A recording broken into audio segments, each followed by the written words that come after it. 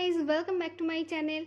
तो आप लोगों ने मुझे मैंने वीडियो नहीं दिया तो आप लोगों ने मुझे ईमेल से पूछा कि दीदी क्या एसएससी एमटीएस हमें भरनी चाहिए या नहीं भरनी चाहिए। हम तो बैंकिंग की प्रिपरेशन करते हैं, हम कैसे एसएससी वाला एग्ज़ाम दें।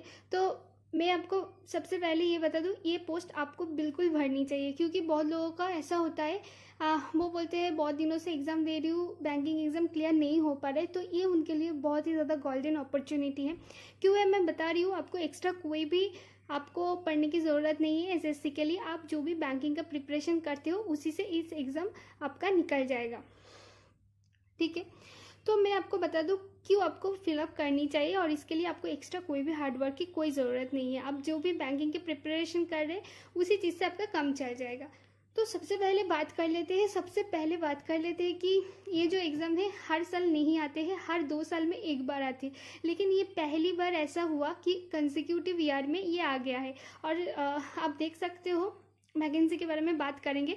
3603 वैकेंसी सिर्फ हवलदार पोस्ट के लिए है, जो कि इस बार एमटीएस के साथ नया एडिशन किया गया है, आप देख सकते हो।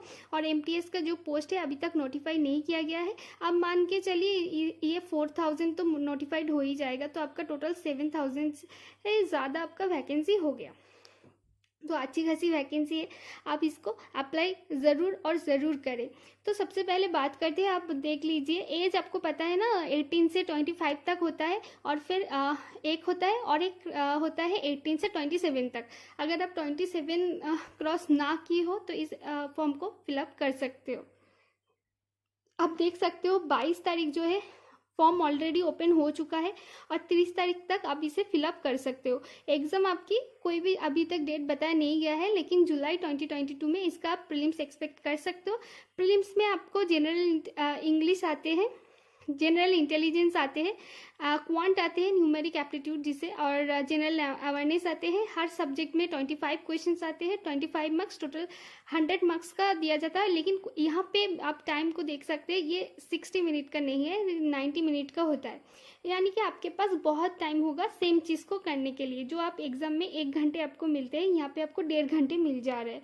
और सेकेंड जो है उनमें से अभी तक तो शॉर्ट ऐसे और लेटर कोई भी एक लिखना पड़ता था, लेकिन इस बार नोटिफिकेशंस में मैंने देखा कि दोनों ही करना पड़ेगा, लेटर भी लिखना पड़ेगा और ऐसे भी लिखना पड़ेगा। ये 25 प्लस और टोटल 50 मार्क्स की क्वेश्चन होता है और आपका 45 मिनट्स दिया जाता है।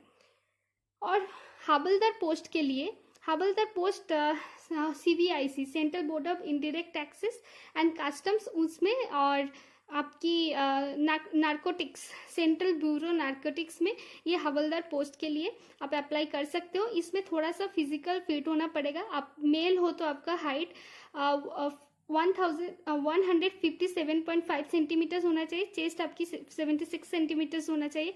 अगर आप फीमेल हो तो हाइट आपका 152 यानी कि 4 फीट 11 इंचेस के करीब होनी चाहिए, और वेट आपको 48। अब मैं बताती हूँ क्यों बैंकिंग एस्पिरेंट को भी ये भरनी चाहिए। आप देख सकते हो जनरल पे नंबर अल्फ़ाबेटिक सीरीज जो कि आपको आता है, क्योंकि ये बैंकिंग एग्जाम में भी आता है। कोडिंग डिकोडिंग ये भी बैंकिंग एग्जाम में आता है, तो आपका सेम।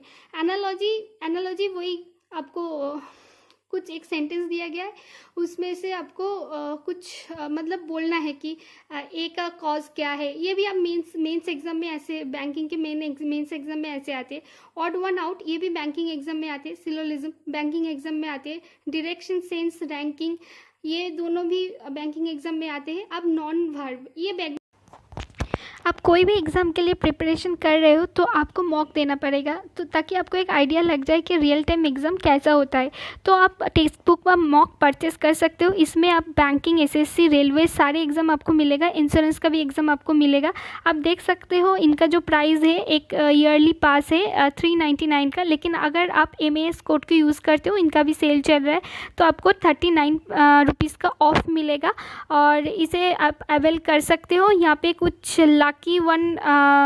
लकी यूज़र्स के लिए आईपैड भी बोला गया है, आप विज़िट कर सकते हो ऐसे इस एक को जीतने के लिए, आईपैड को जीतने के लिए। आप देख सकते हो ये 28 to 31 मार्च तक चलेगा, यानी कि आपके पास सिर्फ 2 दिन है। आप इसे अवेल कर सकते हो। नॉर्मली ये 399 का है, जिसको आप 360 में अवेल कर सकते हो।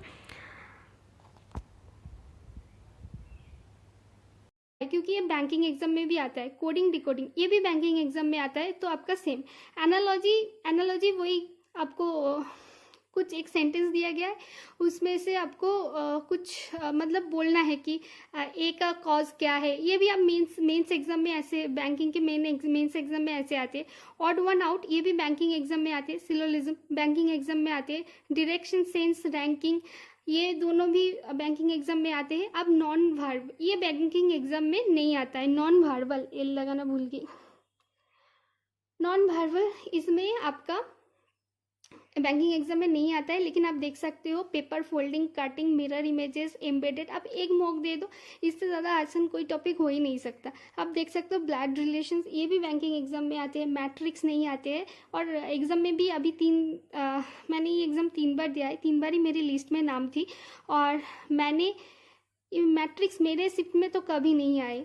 और मैथमेटिकल कैलकुलेशंस मतलब सिंप्लीफिकेशंस टाइप की कुछ दिया जाएगा, या फिर रॉन्ग सीरीज ऐसा दिया जाएगा, या फिर मिसिंग सीरीज दिया जाएगा। Words order according to the dictionary मतलब 4 वर्ड दिया जाएगा, इसे आपको डिक्शनरी में कौन सा वर्ड पहले आएगा, कौन सा नेक्स्ट आएगा, इसे आपको करना पड़ेगा। ठीक है, तो आप देख सकते हो 1-2 टॉपिक छोड़ के सारे आपका बैंकिंग एग्जाम में कवर हो जाता है। और सबसे बड़ी बात, बाकी एसएससी एग्जाम से एमटीएस अलग होती है, क्योंकि इनमें एडवांस लेवल की मैथ्स नहीं पूछा जाता है। जैसे कि आपका जियोमेट्री हो गया, कोऑर्डिनेट जियोमेट्री हो गया, ये सारी चीज़ इसमें पूछा नहीं जाते हैं। आप देख सकते हो नंबर सिस्टम से यहाँ पे है। यहाँ पे 2 टॉपिक आपको अलग से करना पड़ेगा। आप चाहो तो छोड़ सकते हो, मेरे ख्याल से नहीं छोड़नी चाहिए, क्योंकि इसमें टाइम ज़्यादा होता है तो लोग सारे मैथ अटेम्प्ट कर लेते हैं, तो आपको 25 ही अटेम्प्ट करना पड़ेगा। तो आप सीख लो। नंबर सिस्टम में सिर्फ एलसीएम एचसीएम इतनी आसान नहीं, सिर्फ फार्मूला बेस्ड क्वेश्चन आते हैं। कहीं पे फार्मूला लिख लो, याद करके चले जाओ, हो जाएगा। Percentage, average, time and work, profit and loss ratio, mixture alligations, simple interest and compound interest, mensuration, 2D 3D, DI, algebra. DI का आपका 5 क्वेश्चंस मिल जाएगा। ये सारे बैंकिंग से है, और सिंप्लीफिकेशंस भी बैंकिंग से आते हैं। सिर्फ ये चैप्टर आपको अलग से करना पड़ेगा, वो भी फार्मूला बेस्ड क्वेश्चंस आते हैं। और अगर आप बैंकिंग की प्रिपरेशंस कर रहे हो तो एसएससी का इंग्लिश आपके लिए एकदम हलवा है। लेकिन फिर भी मैं कहूँगा, जो मुझे दिक्कत होती है एसएससी एग्जाम में फ्रेश, क्योंकि मुझे फ्रेश बैंकिंग एग्जाम में एकदम नहीं आते हैं, तो मैं एकदम स्किप करके चली जाती हूँ और 2 क्वेश्चंस मिस हो जाते हैं। तो आपको फ्रेश के ऊपर ध्यान देना है। आप चाहो तो लूसेंट की किताब से फ्रेश पढ़ सकते हो। अगर नहीं है तो कोई भी दिक्कत नहीं है, आप कोई भी पीडीएफ इंटरनेट से सर्च कर लो, प्रीवियस ईयर की क्वेश्चन सारे करके चले जाओ, तो आपको कॉमन 2 मिल ही जाएगा। फिर आरसी रीडिंग कॉम्प्रिहेंशन, इसमें तो आप माहिर हो ही, क्योंकि आप बैंकिंग का एस्पिरेंट हो। स्पॉट द एरर, ये भी आप माहिर हो, क्योंकि आप बैंकिंग का एस्पिरेंट हो। और सिनोनिमस एंटोनिमस, आपको तो पता ही है बैंकिंग में इतना टफ पूछा जाता है, लेकिन एसएससी में इतना टफ नहीं पूछा जाता है, तो आपसे हो जाएगा। आप जीके की बात करते हैं, जीके की बात करें तो जीके आपको लगेगा कि यहाँ पे तो हिस्ट्री ज्योग्राफी आते हैं, तो मैं आपको बता दूँ नई पैटर्न में जो आते हैं वो करंट अफेयर से 10 to 12 क्वेश्चंस आते हैं, और स्टैटिक से 2 क्वेश्चंस आते हैं। यानी कि आपकी बैंकिंग से सिर्फ 12 से 14 क्वेश्चंस, 14 क्वेश्चंस आपको कॉमन मिल रहा है। इसके बाद थोड़ा थोड़ा आपको history, geography, biology, constitutions, physics, chemistry, computer की भी नॉलेज होनी चाहिए। अगर आप आरआरबी, आईबीपीएस, आरआरबी के लिए पढ़ रहे हो, स्टडी कर रहे हो, तो कंप्यूटर भी आपको आनी चाहिए। तो आपको यहाँ पे तो मुझे जो अच्छा नहीं लगता, फिजिक्स और केमिस्ट्री, बायो, ये तीनों सब्जेक्ट तो मैं छोड़ देती हूँ। हिस्ट्री, ज्योग्राफी, कॉन्स्टिट्यूशन थोड़ा थोड़ा पढ़ लेती हूँ, तो कॉमन आ ही जाते हैं। तो आप यहाँ पे अगर आपको ज़्यादा नहीं पढ़ना है तो कोई भी 3 सब्जेक्ट पढ़ लो।